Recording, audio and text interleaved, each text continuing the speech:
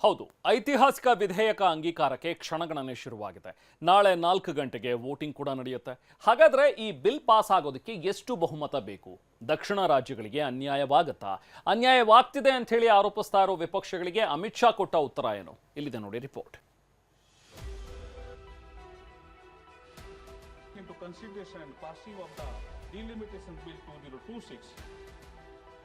ಬಹುನಿರೀಕ್ಷಿತ ಮಹಿಳಾ ಮೀಸಲಾತಿ ಬಿಲ್ ಅಂಗೀಕಾರಕ್ಕೆ ಕೌಂಟ್ ಡೌನ್. ಮಹಿಳಾ ಮೀಸಲಾತಿ ಬಿಲ್ ಓಕೆ, ಡಿಲಿಮಿಟೇಷನ್ಗೆ ಆತುರವೇಕೆ ಎಂದ ವಿಪಕ್ಷ. ಕ್ಷೇತ್ರ ಮರುವಿಂಗಡಣೆ ಬಿಲ್ ಪಾಸ್ ಸುಲಭನ? ಉತ್ತರಕ್ಕೆಷ್ಟು, ದಕ್ಷಿಣಕ್ಕೆಷ್ಟು ಸ್ಥಾನ? ಐತಿಹಾಸಿಕ ದಶಕಗಳ ಕನಸು ನನಸಾಗುವ ಕ್ಷಣ ಹತ್ತಿರವಾಗ್ತಿದೆ. ನಾಳೆ ಸಂಜೆ 4 ಗಂಟೆಗೆ ಮಹಿಳಾ ಮೀಸಲಾತಿ ಬಿಲ್ ಅಂಗೀಕಾರಕ್ಕೆ ಮುಹೂರ್ತ ಫಿಕ್ಸ್ ಆಗಿದೆ. ನಾರಿ ಶಕ್ತಿ ವಂದನ್ ಅಧಿನಿಯಮ ವಿಧೇಯಕ ಸುಲಭವಾಗಿ ಅಂಗೀಕಾರವಾಗಬಹುದು. ಯಾಕಂದ್ರೆ ವಿರೋಧ ಪಕ್ಷಗಳು ಕೂಡ ಮಹಿಳಾ ಮೀಸಲಾತಿ ಬಿಲ್ಗೆ ಓಕೆ ಅಂದಿವೆ. ಆದರೆ ಮಹಿಳಾ ಮೀಸಲಾತಿ ಬಿಲ್ ಜಾರಿಯಾಗಬೇಕು ಅಂದ್ರೆ ಡಿಲಿಮಿಟೇಷನ್ ಬಿಲ್ ಕೂಡ ಅಂಗೀಕಾರವಾಗಬೇಕು.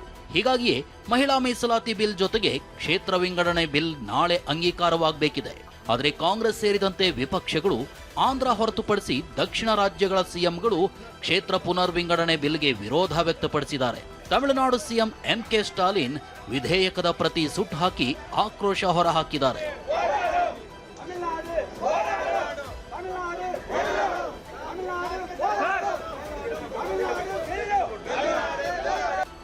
ಕ್ಷೇತ್ರ ಮರುವಿಂಗಡಣೆ ಬಿಲ್ ವಿರುದ್ಧ ಬೆಂಕಿಯುಗೊಳ್ತಿರೋ ವಿಪಕ್ಷಗಳ ಮಧ್ಯೆ ಬಿಲ್ ಪಾಸ್ ಆಗೋದು ಸುಲಭನಾ? ಅದನ್ನೇ ತೋರಿಸ್ತೀವಿ ನೋಡಿ.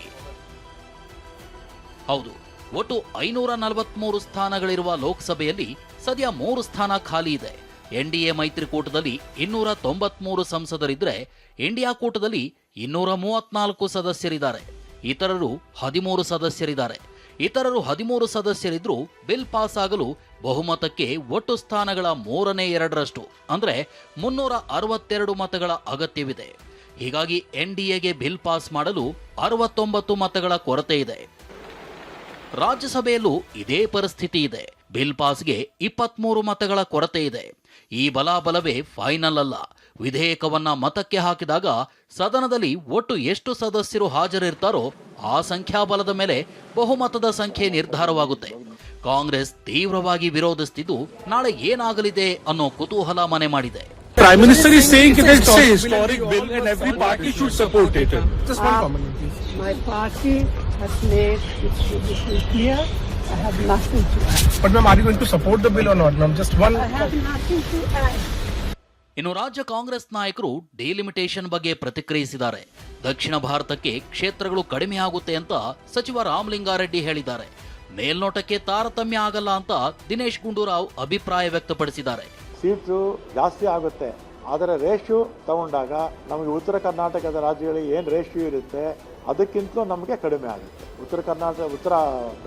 ಉತ್ತರ ಭಾರತಕ್ಕೆ ಹೆಚ್ಚು ಸ್ಥಾನಗಳು ಹೋಗುತ್ತೆ, ನಮಗೆ ಕಡಿಮೆ ಆಗುತ್ತೆ. ಜನಸಂಖ್ಯೆ ಆಧಾರ ತಗೊಂಡಿದ್ರೆ ಅನ್ಯಾಯ ಖಂಡಿತ ಆಗಿರೋದು. ಈಗ ಜನಸಂಖ್ಯೆ ಆಧಾರ ತಗೊಳ್ತಾ ಇಲ್ಲ. ಅವರು 50% ಪ್ರತಿ ರಾಜ್ಯಕ್ಕೆ ಹೆಚ್ಚು ಮಾಡಿಕೊಡ್ತೀವಿ ಅಂತ ಹೇಳಿದಾಗ ಅವಾಗ ಖಂಡಿತವಾಗಿಯೂ ಜನಸಂಖ್ಯೆ ಆಧಾರ ಬರೋದಿಲ್ಲ. ಆ ಕಾರಣದಿಂದ ಇದು ನನ್ನ ಮೇಲ್ನೋಟಕ್ಕೆ ಈಗ ನಂಗೆ ಅನಿಸುವಂಥದ್ದು ಇದರಲ್ಲಿ ಯಾವುದೇ ರೀತಿಯ ತಾರತಮ್ಯ ಆಗೋದಿಲ್ಲ ಅಂತ.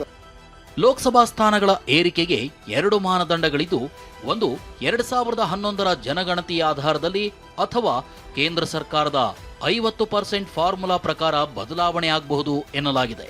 ಆದರೆ ಯಾವ ಮಾನದಂಡವನ್ನ ಕೇಂದ್ರ ಸರ್ಕಾರ ಅಳವಡಿಸುತ್ತೆ ಅನ್ನೋದು ಇನ್ನೂ ಖಚಿತವಾಗಿಲ್ಲ. ಹಾಗಾದ್ರೆ 50% ಸೀಟು ಹಂಚಿಕೆಯಾದ್ರೆ ಯಾವ ರಾಜ್ಯಕ್ಕೆಷ್ಟು, ಉತ್ತರಕ್ಕೆಷ್ಟು, ದಕ್ಷಿಣಕ್ಕೆಷ್ಟು ಸ್ಥಾನ ಅನ್ನೋದನ್ನ ತೋರಿಸ್ತೀವಿ ನೋಡಿ. ಕರ್ನಾಟಕದಲ್ಲಿ ಪ್ರಸ್ತುತ 28 ಲೋಕಸಭಾ ಕ್ಷೇತ್ರಗಳಿದ್ದು 2011ರ ಜನಗಣತಿಯ ಆಧಾರದ ಮೇಲೆ ಕ್ಷೇತ್ರ ಮರುವಿಂಗಡಣೆ ಮಾಡಿದ್ರೆ 41 ಲೋಕಸಭಾ ಸ್ಥಾನಗಳನ್ನ ಕರ್ನಾಟಕ ಪಡೆಯುತ್ತೆ. ಆದರೆ 50% ಹೆಚ್ಚಿಸುವ ಸೂತ್ರದ ಪ್ರಕಾರ 42 ಲೋಕಸಭಾ ಸ್ಥಾನಗಳನ್ನ ಕರ್ನಾಟಕ ಹೊಂದಲಿದೆ.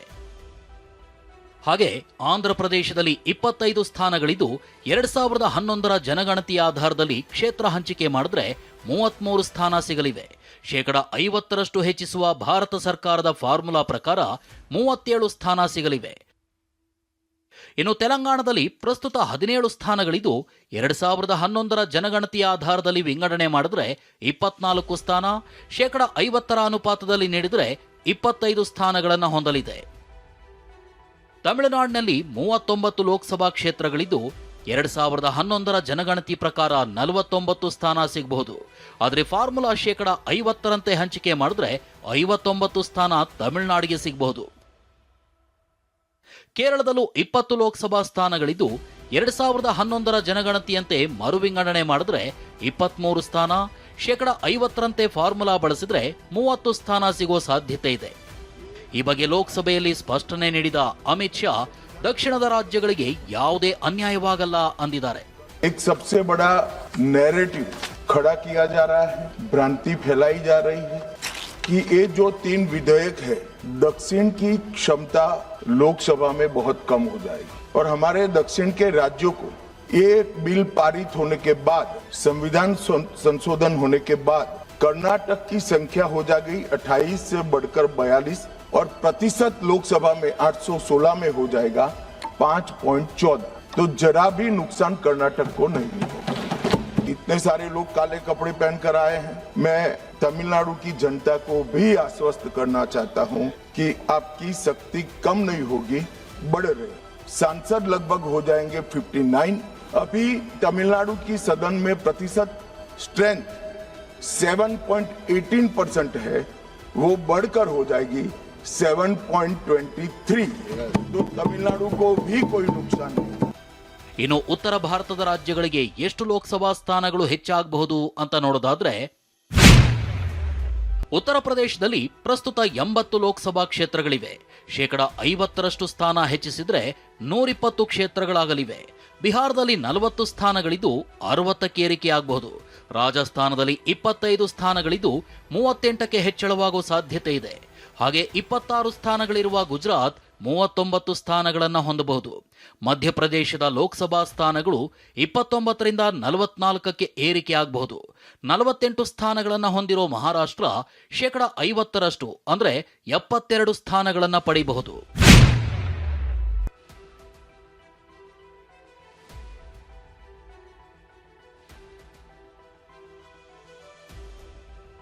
ಮಹಿಳಾ ಮೀಸಲಾತಿ ಬಿಲ್ ಸೇರಿ 3 ವಿಧೇಯಕಗಳು ಮಂಡನೆಯಾಗಿದ್ದು ಬಿಲ್ ಭವಿಷ್ಯ ನಾಳೆ ಗೊತ್ತಾಗಲಿದೆ. ಎಲ್ಲಾ ಬಿಲ್ ಪಾಸ್ ಆದ್ರೆ 2029ರ ಚುನಾವಣೆಯಿಂದಲೇ ಕ್ಷೇತ್ರ ಪುನರ್ವಿಂಗಡಣೆ ಜೊತೆಗೆ ಮಹಿಳಾ ಮೀಸಲಾತಿಯು ಜಾರಿಯಾಗಲಿದೆ. ಹರೀಶ್, TV9 ಬೆಂಗಳೂರು.